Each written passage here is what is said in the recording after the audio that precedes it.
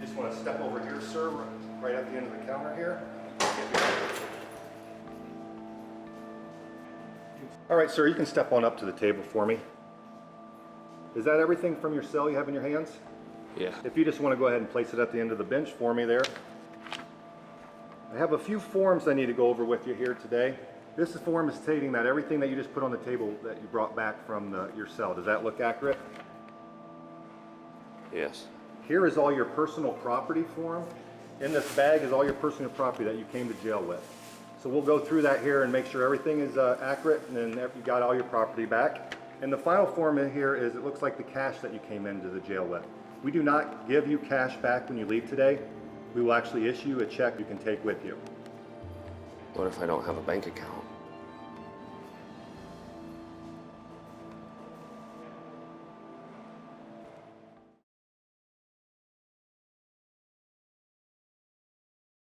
A lot of people make requests for services or for things that you want to do for others.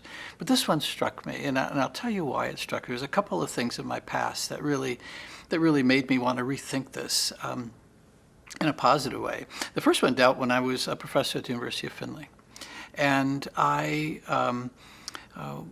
was one of the professors that went down to Lima Correctional Institute, LCI, in Lima.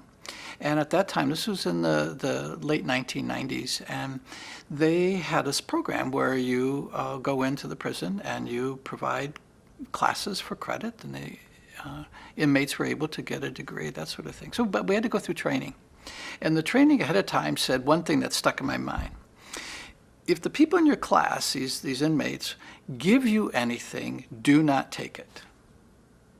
So that seemed to make sense to me. It seemed like it was a pretty clear thing. So here it is, the first night, the first moment of our break in the first class. And as the inmates are leaving to go into the hallway, the last one lingered in the back and came up to me and handed me a sheet of paper. Yeah, I didn't know what to do. I sort of froze for a second because I knew that wasn't appropriate. But something made me want to take that piece of paper. And so I did. I quickly put it in my wallet because I didn't want anybody to know that I was violating some rules. And so they were out in the hallway, and I thought I better read this thing. And what he wrote was a life changer for me in terms of how I dealt with that group. And this is what it said. Please see me as a human being first and an inmate second.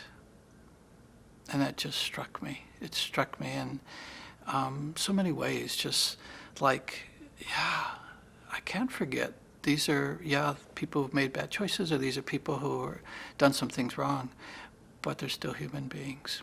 And it was that story that, when Puck was talking to me, it reminded me of that incident.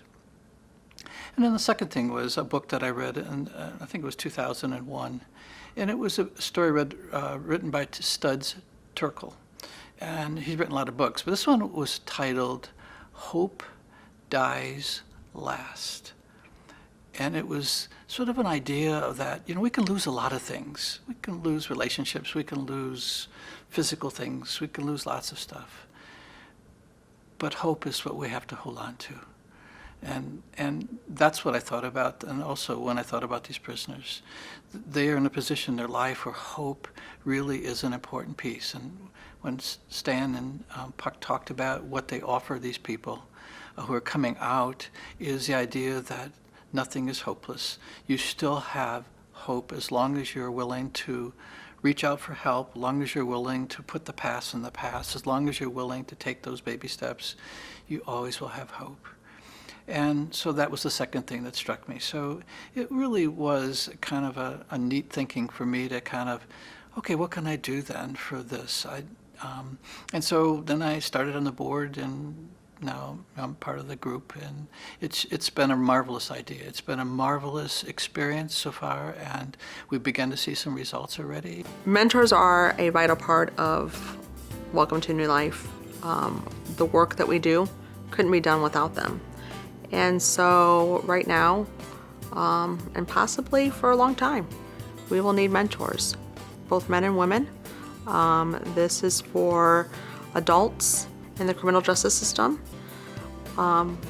So if you or you know of someone that has that passion and wants to become a mentor, we would love to talk to you, because there is a lot of need out there. There's a lot of individuals that need people that want to give back to the community.